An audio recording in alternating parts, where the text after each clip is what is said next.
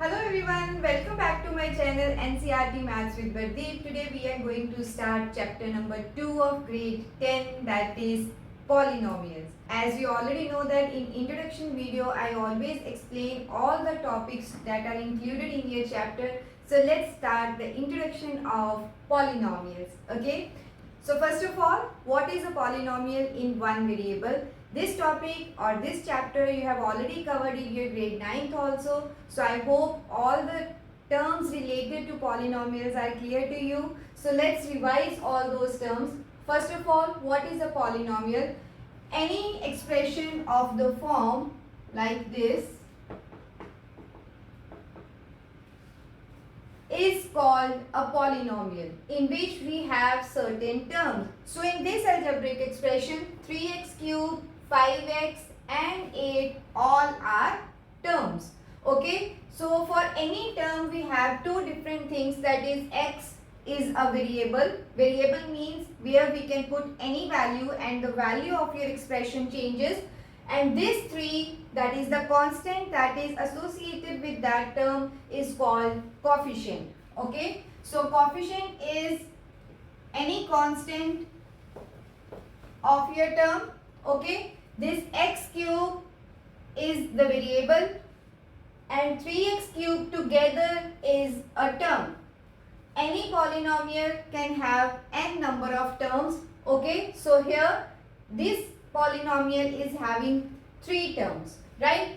Next is degree. So what we will say is the degree is the highest power of the variable involved in your polynomial. A polynomial can have more than one variable, but our target is only those polynomials which has only one variable. So in this polynomial, what is the power of the variable in each term? So power this. So for this term power is 3, for this term power is 1, for this constant power is 0, because we know that anything raised to power 0 is always 1. So out of 3, 1 and 0, what is the highest power? 3. So we can say that degree of this particular polynomial is 3. There are certain terms in which we can name the different polynomials on the basis of their degree. If the highest power is 1 or degree is 1, we will say this is a linear polynomial. If the power is 2, then it is quadratic polynomial. If the power is 3, then it is cubic polynomial, and so on. Okay. The generalized form of any polynomial is, for linear polynomial, we know that degree should be 1.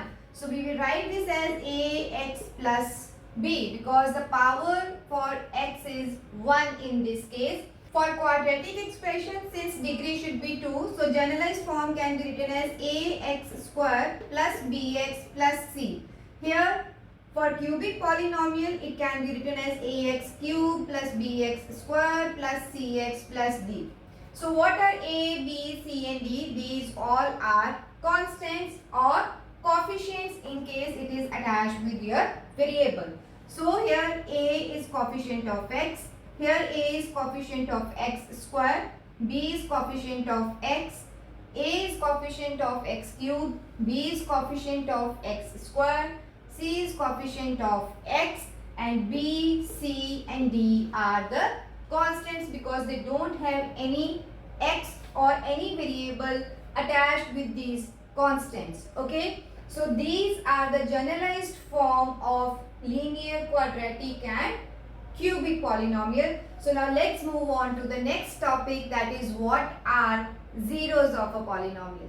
So now let's see what is zero of a polynomial. A real number k is said to be a zero of polynomial px if p of k is equal to 0. So now what is the meaning of the zero? That is, for any given polynomial, we should find the value of the variable, which when we substitute in that polynomial, the answer or the value of the expression should be 0.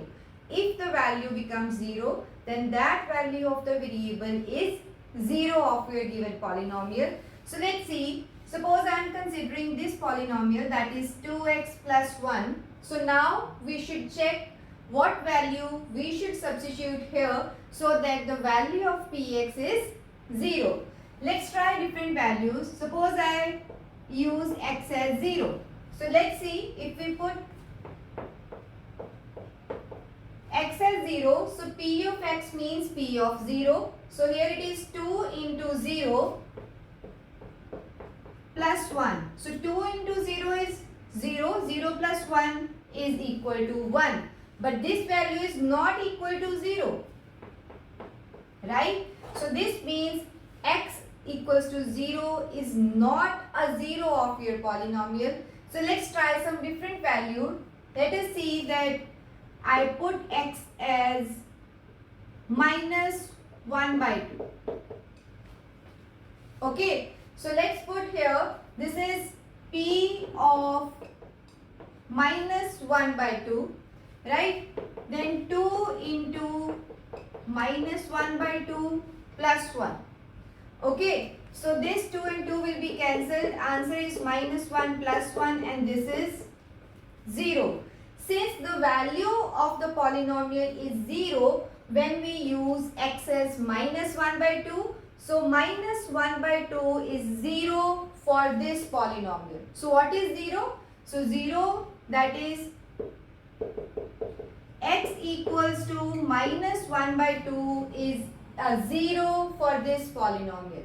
Okay. Let's consider this polynomial, that is, this is a quadratic polynomial, 2x square plus 5x minus 7. So let's put x as 0. So we will find p of 0. So this is 2 0 square plus 5 times 0 minus 7. So here it is 0, 0 and minus 7. So this is minus 7. Again not equals to 0. So 0 cannot be the 0 of this polynomial. So let's try x as 1. So p of 1 will be 2 times 1 square, 5 times 1 minus 7. Okay. So 2 plus 5 minus 7. So 2 plus 5 is 7. 7 minus 7 is 0. Since the value of the polynomial at x equals to 1 is 0. So x equals to 1 is a 0 for this polynomial. Okay. So in this chapter our focus is on quadratic polynomials, that is the polynomials having degree 2.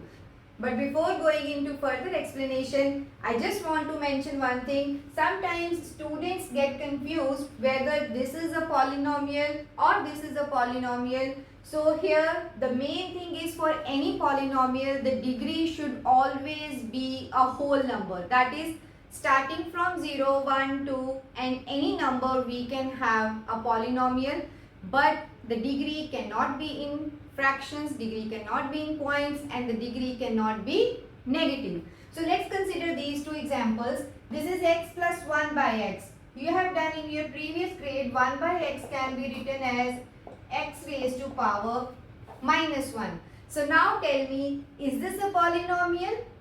No, because the power of x is minus 1 in this case, but for any polynomial the power of the variable should always be a whole number. And minus 1 is a whole number? No. So this is not a polynomial. Let's consider the second case. Here it is root x plus 3. Root x means 1 by 2. So this can be rewritten as x raised to power 1 by 2 plus 3. Again 1 by 2 is a fraction, but the degree of a polynomial should always be a whole number. Since 1 by 2 is not a whole number, so this is again not a polynomial. So please always remember that the power of the variable involved in the variable should always be a whole number. So now let's move on to the next topic. So now let's see what is the geometrical meaning of the zeros of a polynomial. That is, what is the zero of a polynomial when we draw a graph of the given polynomial. So here it is, first of all, linear polynomial. So generalized form of this polynomial is ax plus b. And we know that what is 0? 0 means any value of the variable. When we put in this expression our value should be 0. Value of polynomial should be 0. So here in this case we know that ax plus b, that the degree of x is 1. So this is a linear polynomial and the basic condition is a should not be 0. That is, so coefficient of that term should not be 0 whose degree is 1. Okay. So here ax plus b is a linear polynomial and we know that when we draw a graph of this linear polynomial, it will always be a straight line. Okay. So straight line will intersect your x-axis at this point. So let's see how. Ax plus b, and how to find 0 of this polynomial, that is this expression. Suppose this is px, this polynomial should be equal to 0. So we will equate this to 0 and find the value of your variable. So how to solve this? This will shift to right hand side. So this is 0 minus b, that is minus b. Okay. Ax equals to b and then x is equals to minus b over a. Okay. I hope you know how to find solution of the linear equations in one variable. So same thing we have used here. So for x equals to minus b by a, the value of this polynomial will be 0. So we can say that the graph of this polynomial will intersect our x-axis at minus b by a and 0. This is already covered in grade 9th also, that what is the coordinate of any point lying on x-axis, that is y coordinate will always be 0, and all those points which lie on y-axis, for those points x coordinate should be 0. So since we are considering here at x-axis, then y coordinate should be 0. And how to find x coordinate? This I have already shown. So what is the 0 of a polynomial? 0 of a polynomial is that point where the graph meets at x-axis. So in our case, the 0 of polynomial will be minus b by a. So let's verify here. Suppose I am taking this equation, that is y is equals to x minus 2. So now how to draw a graph? That is, we will make a table. We take our variables x and y, we put different values of one variable and find the value of the another variable. So here first of all let's put x as 0. So what is y? This is 0 minus 2. So this is minus 2. So if x is 0, y is minus 2. Right? What about if x is 1? Then again 1 minus 2. So this will be minus 1. So 1 and minus 1. Okay. So if x equals to 2, so then 2 minus 2 is 0. So here we can see that value of variable which when we put in our expression and this y becomes 0, so that value or that x coordinate is 0 of our given polynomial. So let's plot these points here. First is 0 with minus 2. So if x is 0, y is minus 2 means this point, right? Second is 1 with minus 1. So this is 1, this is minus 1, so this point, and 2 with 0. So 2 with 0, this point. Join these points and extend it further. So this is the graph of this polynomial. Okay. So we can see that this line or this straight line meets our x-axis at x equals to 2. So 2 is the 0 of this polynomial. Okay.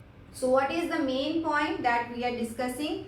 That is, for linear polynomial, the graph will meet x-axis at only one point. So always remember one thing, that whatever is the degree of your polynomial, those are the number of points where your graph meets x-axis. Okay. If the degree is 1, that is linear polynomial, graph will meet x-axis at only one point. If the degree of the polynomial is 2, we will see further that the graph will intersect your axis at two distinct points. So now let's consider same thing for quadratic polynomial. So now let's consider quadratic polynomial. Graph of quadratic polynomial is always of this form, that is either it is of the form of u or inverted u, and this is referred as parabolas. So what is the type of graph for any quadratic polynomial? It will always be a parabola. That is, you will get a u-shaped graph whether it is inverted upwards, downward, this side or other side. So let's consider one quadratic polynomial. So this table I have already made. Let's plot these points here. First is for x as minus 2, y is 6. For x as minus 2, y is 6 somewhere here. Okay. Second is minus 1 and 0. For minus 1, this x is minus 1 and y is 0. Third is 0 with minus 4. So when x is 0, y is minus 4. So this point. Okay. And next is for x equals to 4, y is 0. So this point. So if you plot these points, you will see something like this.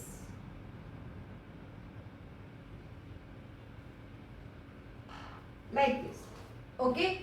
So we will see this type of graph. So this is a u. So this is a parabola. And we can see that this type of graph will intersect our x-axis at two distinct points. So one point is this point, that is minus 1, 0. And second is this, that is 4, 0. So how many zeros of quadratic polynomial? 2. That is minus 1 and 4. So we can relate the zeros of a polynomial with the geometrical graph of your given polynomial. That is, if the degree is 1, graph will intersect at one point on x-axis. If the degree is 2, it will meet x-axis at two distinct points. So now we will discuss three different possibilities of these type of graphs. So let's see. So there are three different possibilities when we draw a graph of any quadratic polynomial. So the first case is when the graph cuts your x-axis at two distinct points. As already explained in the example, if our graph meets x-axis at two distinct points like this, suppose A and A dash are the points where it meets x-axis. It can be of this form, it can be of this form. Then we can say that this particular polynomial will have two distinct zeros. Okay. So second case is when your graph intersects or cuts x-axis at exactly one point. Okay. So only one point is there where this graph will meet x-axis. In this case, our polynomial will have only one zero. Okay. And the third case is when we draw the graph, it will not meet the x-axis anywhere. Either the graph is completely above x-axis or the graph is completely below x-axis, that is, it will never meet x-axis anywhere.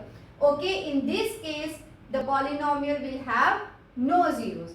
So overall, we can say that quadratic polynomial will have three different possibilities when we are calculating its zeros. First one is it will have two distinct zeros because the graph will meet x-axis at two distinct points.